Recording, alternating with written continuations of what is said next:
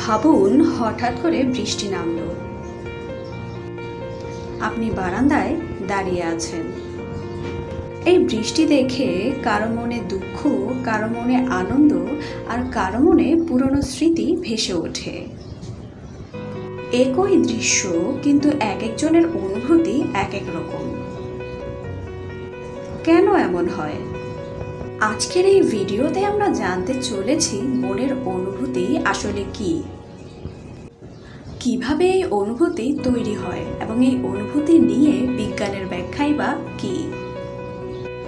সবশেষে আমরা শিখব অনুভূতি কিভাবে নিয়ন্ত্রণ করা যায়।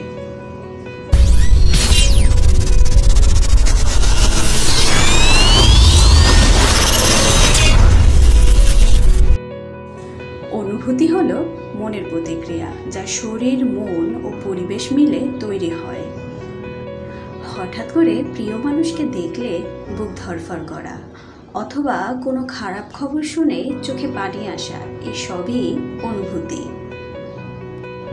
মনোবিজ্ঞানী পল একম্যান বলেছিলেন মানুষের 6টি অনুভূতি আছে, যেগুলো হলো আনন্দ, দুঃখ, রাগ, ভয়, ঘৃণা ও বিষময়। কিন্তু আধুনিক গবেষকরা মনে করেন অনুভূতির এই 6টি নয়, আরও অনেক উপাদান রয়েছে।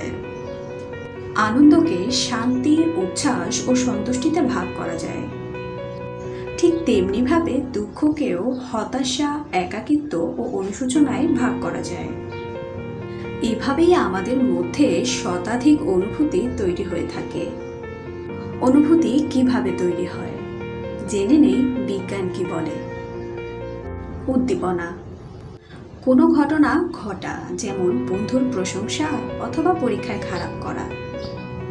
মস্তিষ্কের প্রতিক্রিয়া, মস্তিষ্কের অ্যামিগডালা প্রথমে এই ঘটনাকে ভালো অথবা খারাপ হিসেবে চিহ্নিত করে। হরমোন নিঃসরণ, ডোপামিন হরমোনের কারণে মানুষ আনন্দ অনুভব করে। কর্টিসল হরমোন মানুষের স্ট্রেস বাড়ায়। মানুষের ভালোবাসা তৈরির জন্য দায়ী অক্সিটোসিন হরমোন। এবার আসি অনুভূতির ক্ষেত্রে শরীরের প্রতিক্রিয়া। অনুভূতির ক্ষেত্রে আমাদের শরীরেও বিভিন্ন ধরনের প্রতিক্রিয়া দেখা যায়। কখনো কখনো হৃদস্পন্দন বেড়ে যায়, শ্বাস প্রশ্বাসের মধ্যেও ভিন্নতা দেখা যায়। কখনো মানুষ হঠাৎ ভয় পেলে দম বন্ধ হয়ে যায়, আবার কখনো বা ঘন ঘন শ্বাস নিতে দেখা যায়। কিছু কিছু ক্ষেত্রে মানুষের হাত পা কাঁপতে দেখা যায় এবং মুখ লাল হতে দেখা যায়। কিছু ক্ষেত্রে আমাদের শরীর হঠাৎ ঠান্ডা হয়ে যায়, আবার কিছু ক্ষেত্রে আমাদের শরীর ঘেমেও যায়। অনুভূতির ক্ষেত্রে আমাদের আচরণ, হাসি, কান্না, রাগ ও চুপ হয়ে থাকার মাধ্যমে আমরা অনুভূতি প্রকাশ করি। অনুভূতির এই প্রক্রিয়াকে ইমোশন প্রসেসিং সাইকেল বলা হয়। অনুভূতির ভূমিকা, অনুভূতি ছাড়া আমরা মানুষই নই। ভয় আমাদেরকে বিপদ থেকে বাঁচায়। ঘৃণা আমাদেরকে বিষাক্ত খাবার থেকে দূরে রাখে। ভালোবাসা ও সহানুভূতি ছাড়া সম্পর্ক টিকে থাকা সম্ভব নয়। অন্যদিকে আবেগ ছাড়া যদি মানুষ কোনো সিদ্ধান্ত নিত, তাহলে মানুষ আর রোবটের মধ্যে কোনো পার্থক্যই থাকতো না। আমরা আমাদের জীবনে কি করব, কোন চাকরি করব, কাকে বিয়ে করব, এই সব কিছু আবেগ বা অনুভূতি চালিয়ে থাকে। আমাদের অনুভূতিগুলোই আমাদের জীবনের নানা অ্যাক্টিভিটিতে সাহায্য করে থাকে। গান গাওয়া, ছবি আঁকা বা কোনো কিছু আবিষ্কার করা, এই সব কিছুর মূলেই রয়েছে অনুভূতি। মনোবিজ্ঞানীরা মনে করেন যারা অনুভূতি দমন করে থাকে তারা দীর্ঘমেয়াদী মানসিক চাপ ও ডিপ্রেশনে ভুগে থাকে।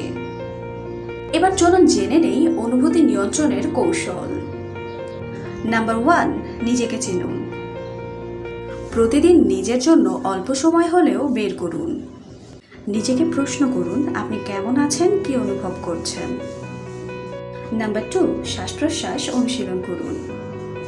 গভীর শ্বাস প্রশ্বাস নিলে অ্যামিগডালা শান্ত হয়। নাম্বার 3, পজিটিভ চিন্তা অনুশীলন করুন। কৃতজ্ঞতার একটা তালিকা তৈরি করুন। নাম্বার 4, নিজের আবেগ শেয়ার করুন। কারোর সাথে কথা বললে মনের চাপ কমে যায়। নাম্বার 5, মেডিটেশন ও জার্নালিং। প্রতিদিন কয়েক মিনিট লিখুন আপনি কি অনুভব করছেন।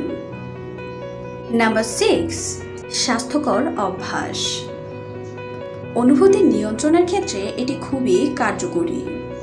প্রতিদিন পর্যাপ্ত পরিমাণে ঘুম, স্বাস্থ্যসম্মত খাবার ও ব্যায়াম মানসিক চাপ অনেক বেশি কমাতে সাহায্য করে।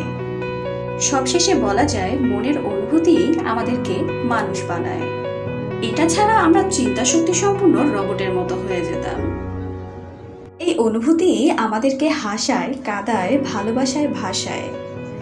আবার কখনো কখনো এর জন্যই ভুল সিদ্ধান্তও নিয়ে ফেলি। তাই অনুভূতিকে দমন নয়, বরং একে বোঝা, নিয়ন্ত্রণ করা ও গ্রহণ করাই জীবনের আসল কৌশল।